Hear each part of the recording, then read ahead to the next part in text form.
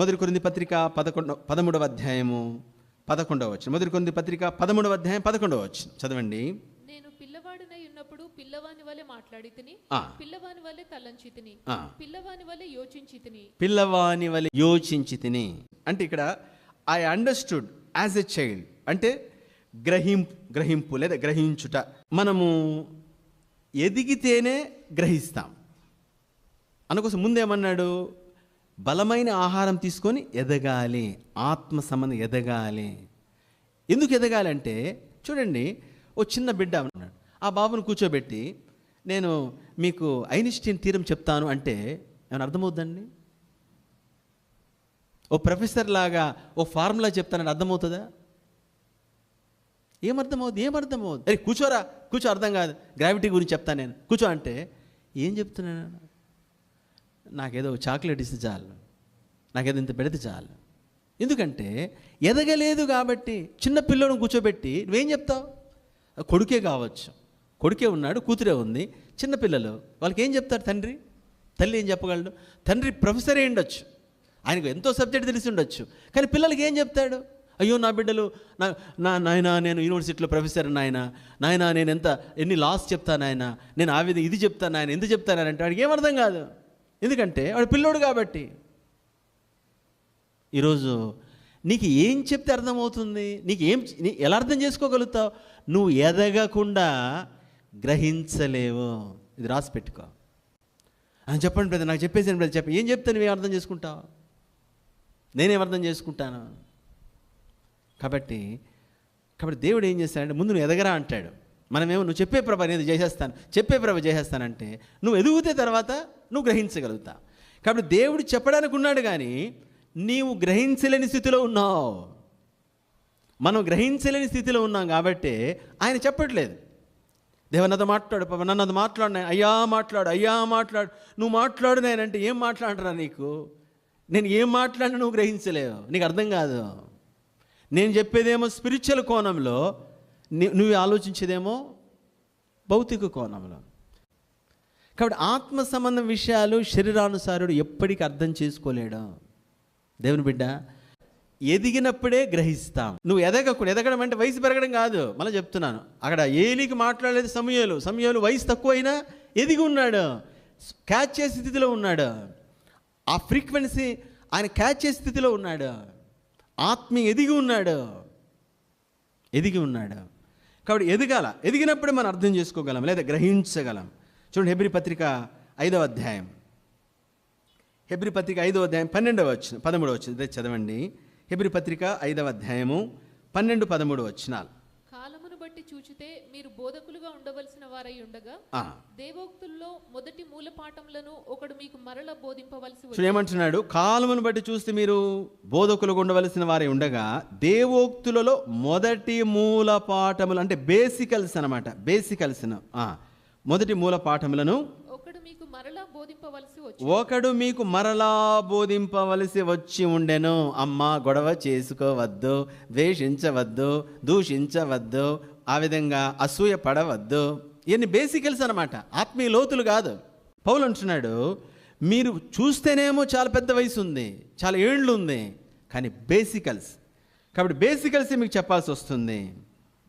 కాబట్టి elementary truths, elementary teaching అంటారు దాన్ని. కాబట్టి ఎందుకంటే మీరు ఎదగలేదు కాబట్టి 13వ వచనం చదవండి. మరియు పాలు త్రాగు ప్రతివాడును శిశువే గనుక నీతివాక్య విషయంలో అనుభవం లేనివాడై ఉన్నాడు. అనుభవం లేనివాడు గ్రహించట్లేదు కాబట్టి అనుభవం రాదు. ఇంకా నువ్వు గ్రహించకపోతే ఇంక అనుభవం అని చాలా దూరం. నువ్వు ముందు ఎదగాలి, ఎదిగిన తర్వాత గ్రహించాలి, గ్రహించిన తర్వాత ఆ గ్రహించిన దాన్ని ప్రాక్టికల్గా అనుభవంలోకి తీసుకువెళ్తావు, అనుభవంలో. కాబట్టి సోదరుడ సహోదరి, గ్రహింపు, అండర్స్టాండింగ్.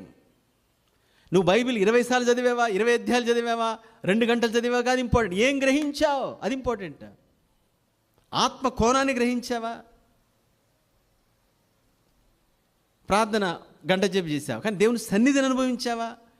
ఊరికే క్యాసెట్ వేసినట్టే ఒక క్యాసెట్ వేసేస్తాం అంతే.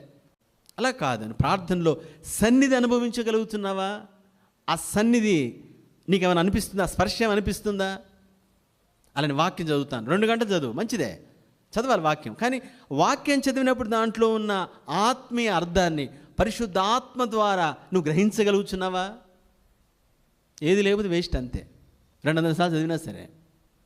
ఎందుకంటే ఇది ఇంటలెక్చువల్ కాదు, అంటే జ్ఞానానికి సంబంధించింది కాదు. యోహో నాకు కీర్తన 23వ అధ్యాయం చెప్పేస్తాను, గడగడ చెప్పేయగలడు. 7th క్లాస్ పిల్లల్ని చెప్పేస్తే కీర్తన 119 కూడా చెప్పగలడు. అంటే ఆత్మీయ ఎదిగినట్లా? బై హార్ట్ చేయడం కాదు, నోటితో చెప్పడం కాదు, పాటలు పాడడం కాదు, లేదా హల్లెలూయా అనడం కాదు. ఆత్మ సంబంధమైన సత్యాన్ని ఆత్మ ద్వారా, పరిశుద్ధ ఆత్మ ద్వారా నువ్వు గ్రహించగలుగుతున్నావా? నువ్వు గ్రహించినప్పుడే, ఎదిగినప్పుడే గ్రహిస్తావు. ఎదిగినప్పుడు గ్రహిస్తావు. ఇప్పుడు గ్రహిస్తే ఏం చేస్తావు? అనుభవంలోనికి తీసుకువెళ్తావు. హల్లెలూయా, అనుభవంలోనికి తీసుకువెళ్తావు. చూడండి, యేసుప్రభువు వారు అన్న మాట చదువుదాం. మత్తయి సువార్త 16వ అధ్యాయము 13 నుండి 17 వచనాలు. మత్తయి సువార్త 16వ అధ్యాయము 13వ వచనం చదవండి. యేసు ఫిలిప్పుదైన కైసరయ ప్రాంతములకు వచ్చి మనుష్య కుమారుడు ఎవడని జనులు చెప్పుకొనుచున్నారని తన శిష్యులను అడుగగా, వారు కొందరు బాప్తిస్మిచ్చు యోహాననియు, కొందరు ఏలియా అనియు, కొందరు ఇర్మియా అనియు, లేక ప్రవక్తల్లో ఒకడనియు చెప్పుకొనుచున్నారనిరి. అందుకు ఆయన, మీరైతే నేను ఎవడనని చెప్పుకొని. చూడండి, జనాల గురించి, అయ్యా నా గురించి ఏం చెప్పుకుంటున్నారంటే రకరకాల పేరు చెప్పారు. కొందరు బాప్తిస్మ యోహానని, ఏలియా అని, ఇర్మియానని, లేదా ప్రవక్తలు ఒకడని. ఎందుకని? వాళ్ళు గ్రహించలేదు కాబట్టి, అండర్స్టాండింగ్ లేదు, ఎవడు దోచిందని అనుకుంటున్నాడు అంతే. సరే, అప్పుడు యేసుప్రభువు అన్నాడు, సరే మీరేమనుకుంటున్నారు? 15వ వచనం. అందుకైన, మీరైతే నేను ఎవడనని చెప్పుకొనుచున్నారని వారిని అడిగాను. అందుకు సీమోను పేతురు, నీవు సజీవుడవగు దేవుని కుమారుడవైన క్రీస్తు అని చెప్పాను. చూడండి, అందుకు సీమోను పేతురు, నీవు సజీవుడవగు దేవుని కుమారుడవైన క్రీస్తు అని చెప్పాను. నీవు సజీవుడవైన దేవుని కుమారుడవైన క్రీస్తువు. చూసారా? సరే, ఇప్పుడు దీనికి యేసుప్రభువు అన్న మాట చూద్దాం. 17వ వచనం, మత్తయి సువార్త 16:17. అందుకు యేసు, సీమోను బర్యోనా, నీవు ధన్యుడవు. అందుకు సీమోను బర్యోనా, నువ్వు ధన్యుడవు. పరలోకమందున్న నా తండ్రి, హల్లెలూయా, పరలోకమందున నా తండ్రి ఈ సంగతి నీకు బయలుపరిచితనే గాని నరులు నీకు బయలుపరచలేదు. చూసారా? అండర్స్టాండింగ్ అంటే బయలుపరుపు. ఈడ బైబిల్ తీసుకొని గడగడ చదివేశానన్న, వచనాలు చెప్పేశానన్న, ఆయన 10 అధ్యాయాలు చదివాడు, ఈయన 7 రోజులు చదివేశాడు, ఇంకోటి 20 రోజులు చదివేశాడు, ఇంకోటి 30 రోజులు చదివేశాడు. ఇదంతా ఇది రాత పోటీలో లేదా రైటింగ్ పోటీలో, లేకపోతే ఆ విధంగా చదువు పోటీలో కాదండి. బయట చెప్పేలాగా ఏదో ఆ విధంగా ఇలాంటి పోటీలు కాదు. బైబిల్ 30 రోజులు చదివేశాడు, తప్పట్లు కొట్టండి, 20 రోజులు చదివేశాడు అంటే 20 రోజులు చదివేస్తే ఏమర్థమవుతుంది దాంట్లో? ఒక పుస్తకం లాంటిది, న్యూస్ పేపర్ చదివినట్టు గడగడ చదివేస్తే ఏమర్థమవుతుంది? అది కాదు వాక్యం అంటే, ఎదగడం అంటే అది కాదు. నేను రోజు 20 అధ్యాయాలు చదువుతాను, పొద్దున 20, మధ్యాహ్నం 20, సాయంత్రం 20, మళ్ళీ మధ్యలో తిట్టాల్సిన బూతులు తిట్టేస్తాను. అది గ్యాప్ మధ్యలో, ఆ 20 మధ్యలో మళ్ళీ తిట్టాల్సిన బూతులు అయిపోతాయి. అది కాదు ఎదగడం అంటే, దేవుని బిడ్డ, అది కాదు వాక్యంలో ఎదగడం అంటే. వాక్యంలో ఎదగడం అంటే ఆత్మ ద్వారా ఆ బయలుపరుపు కావాలి.